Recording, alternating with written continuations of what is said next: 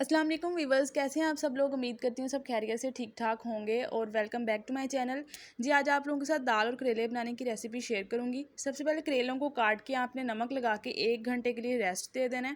اس کے بعد کریلوں کو دھو کے اچھی طرح سے نچوڑ لیں، اتنا نچوڑنا ہے کہ ان کا پانی بالکل نکل جائے۔ اس کے بعد چنوں کی دال لے کے اس کو بھگو دیں، اس کو بھگو کے رکھ دیں، اور جب تک وہ بھگوئی ہوگی دال آپ نے اس وقت تک آپ نے ایک کڑھائی میں تھوڑا سا آئل لے لینا، کوکنگ آئل یا گھی شامل کر دیں، اور اس کے بعد وہ جو کریلے کاٹ کے رکھے ہوں گے جن کا پانی بالکل نچوڑ لینا، وہ والے ایڈ کر دینے ہیں۔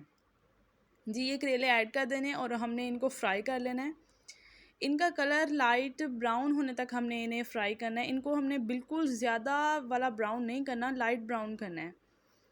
جی یہ دیکھیں یہاں پہ کریلے ہلکے براؤن کر لینے ہیں۔ اس کے بعد چنوں کی دال جو بھگوئی ہوگی اسے کوکر میں ڈال دیں اور اس میں پانی ایڈ کر دیں، کوکر کو بند کر دیں اور 15 منٹ کے لیے اس کو ویٹ لگا دیں۔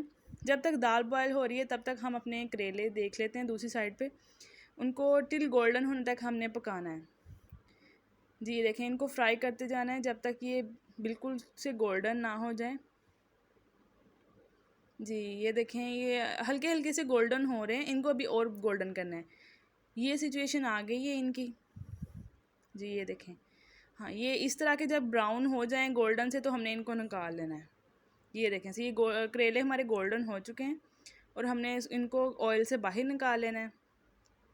اور دوسری سائڈ پہ ہم نے ہری مرچیں، ٹماٹر اور پیاز ان کو باریک باریک کاٹ لینا ہے اور اسی آئل میں ہم انہیں شامل کر دیں گے اور ہم انہیں اچھی طرح سے فرائی کریں گے۔ جی یہ دیکھیں ان سب کو اچھی طرح سے فرائی کر لینا ہے۔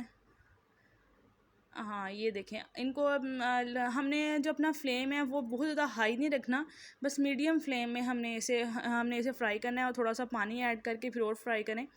اور اس کے بعد اسپائسیز نمک، وہ سرخ مرچ اور ہلدی ایڈ کر دیں اور ان کو نمک مرچ کو اچھی طرح سے بھون لیں۔ جی یہ دیکھیں بالکل ہم نے ان کو سافٹ کر لینا ہے۔ یہ جو پیاز ہیں یہ بھی سافٹ ہو جائیں گے اور نمک مرچ یہ جو ہماری جو ہے یہ اس میں بھون لی ہے ہم نے۔ دوسری سائڈ پہ جو ہماری دال ہے وہ بھی بوائل ہو گئی تھی، جو ہم نے بوائل ہونے کے لیے رکھی ہوئی تھی نا کوکر میں، وہ بوائل ہو گئی ہے۔ یہ دیکھیں دال کو ہم نے یہ کرنا ہے کہ بالکل زیادہ والا سافٹ نہیں کرنا، زیادہ بوائل نہیں کرنا اس کو، ہم نے یہ دیکھیں بس تھوڑا تھوڑا اس کو مطلب اس کے 3 پارٹس تک ہم نے اسے بوائل کرنا ہے، اور اس کی جو ایک کنی ہے وہ ہم نے بوائل نہیں کرنی۔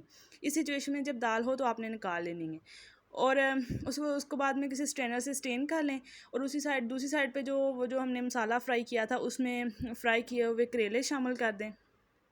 یہ دیکھیں یہ اس طرح سے کریلے بالکل اچھی طرح سے اس میں مکس کر دیں کریلوں کو، اور یہ جو ہم نے دال جو اس کا پانی نکال لیا تھا وہ اب ہم اس میں شامل کر دیں گے۔ جی یہ ساری دال ہم اس میں شامل کر کے اچھے سے مکس کر دیں گے، اور تھوڑی دیر کے لیے ہم اسے دم والے فلیم پہ رکھ دیں گے، تاکہ جب سب جو اسپائسیز ہیں وہ اس میں سارا مسالہ ایک دوسرے کے ساتھ مکس ہو جائے اور یہ بہت اچھا سا ٹیکسچر بن جائے۔ جی یہ دیکھیں اس طرح سے جب اس کی کنڈیشن آ جائے تو آپ اسے تھوڑا سا دم والا اس کا فلیم کر کے اور اسے رکھ دیں۔ 5 منٹ کے بعد آپ اس کا فلیم آف کر دیں، اور یہ دیکھیں ماشاءاللہ سے کتنا اچھا سالن بن کے ریڈی ہوا ہے۔ اس کے اوپر ہلکا سا گرم مسالہ جو ہے وہ اسپرنکل کر دیں، اور یہ دیکھیں ماشاءاللہ سے ہماری دال اور کریلے بہت مزیدار بنے تھے، یہ بہت زیادہ اچھے بنے تھے۔ آپ ضرور ٹرائی کیجیے گا اس ریسیپی کو، انشاءاللہ آپ لوگوں کو بہت اچھی لگے گی، اینڈ میرے چینل ضرور سبسکرائب کیجیے گا۔ اللہ حافظ۔